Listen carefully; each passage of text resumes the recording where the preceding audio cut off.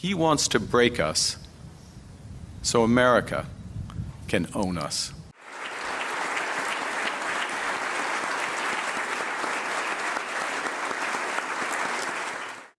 New Canadian Prime Minister Mark Carney on Sunday called a snap election for April 28th, saying he needed a strong mandate to deal with the threat posed by U.S. President Donald Trump. We are facing the most significant crisis of our lifetimes because of President Trump's unjustified trade actions and his threats to our sovereignty. The comments are a sign of how relations between the two longtime allies and major trading partners have deteriorated.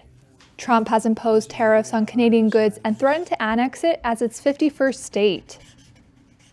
He wants to break us so America can own us. We will not let that happen. We're over the shock of the betrayal, but we should never forget the lessons.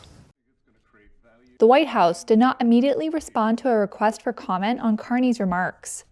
Carney, who was sworn in on March 14th, captured the Liberal leadership by persuading party members he was the best person to tackle Trump. The next election was not due until October, but Carney's hoping to capitalize on his party's remarkable recovery in the polls since January. It follows former Prime Minister Justin Trudeau's resignation as well as Trump's threats.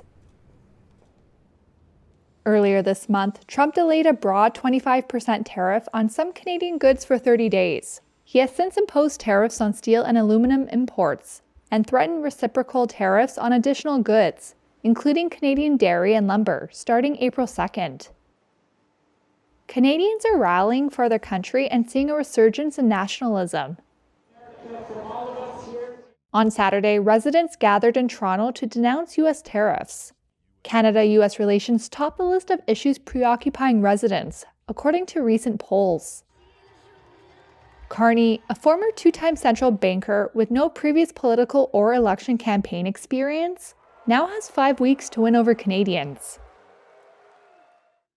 On Sunday, Carney proposed cutting the lowest income tax bracket by 1 percentage point.